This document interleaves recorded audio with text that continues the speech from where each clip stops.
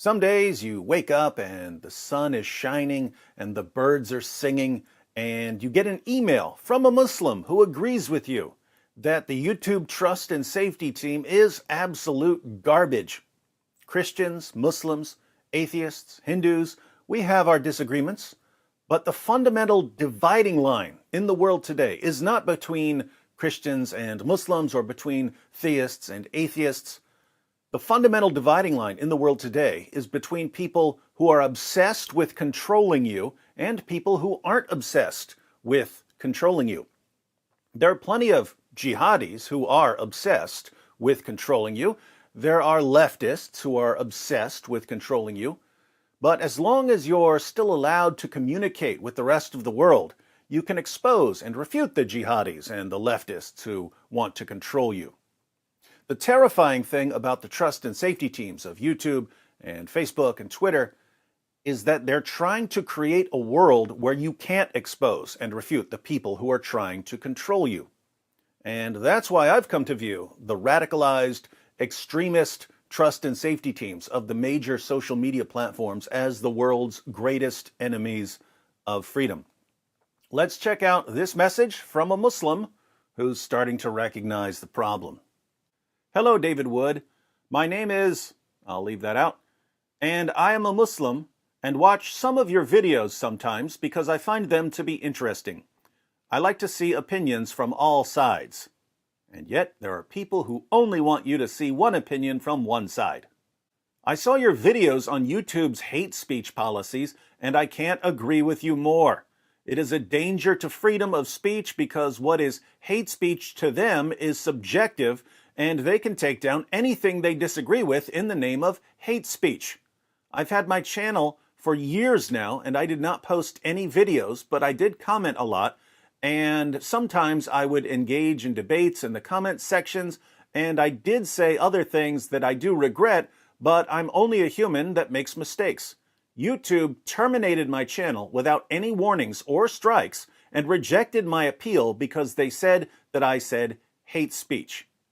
Now I see exactly what you mean when you tell your audience that these companies are the biggest threat to freedom of speech. And although I disagree with some of the things you say, I believe that you, like anyone else, should have the right to have freedom of speech. I don't know if you have the ability to help me get my channel back, but I assume you do because you have a lot of experience on YouTube. So I ask you, out of the kindness of your heart, to help me, because I know that a person who follows Jesus is a person that will help others. Thank you.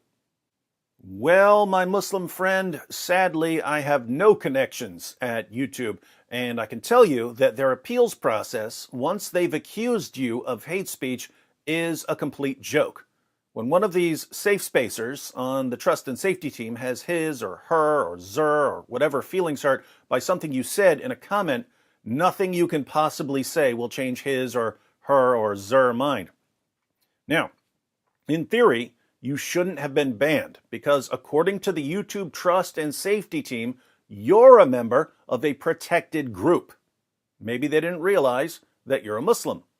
Ali Dawah is allowed to literally call for the public beheadings of millions of people, and the YouTube trust and safety team defends him because he's a member of a protected group. Whatever you said that they labeled hate speech, it couldn't have been worse than Ali Dawah calling for the public beheadings of millions of ex-Muslims. So maybe you didn't clearly identify yourself as a Muslim. The other problem you have is that you're not a popular YouTuber.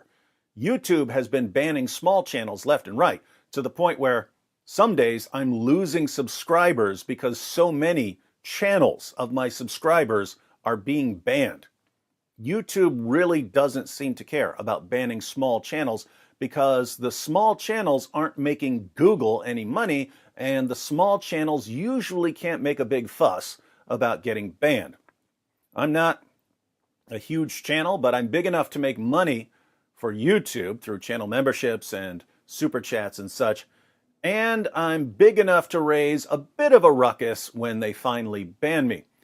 YouTube is being very, very smart here. They're banning the small channels first, taking away subscribers so that by the time they start banning the bigger channels, it'll be even harder for the bigger channels to complain. In the meantime, they're hoping that the bigger channels heed all of their warnings and learn to submit. At the end of the day, they don't want content creators leaving the platform. That's just bad for business. They don't want to kick us off. They want to control us. But if they can't control us, they will kick us off. So, make no mistake about it, my Muslim friend, I will be banned just as surely as you've been banned. Anyone who's saying anything remotely controversial on this platform will either submit to the ever-changing ideals of the trust and safety team or be canceled. There is no scenario where I'm going to submit to these morons, so you and I will eventually be on another platform.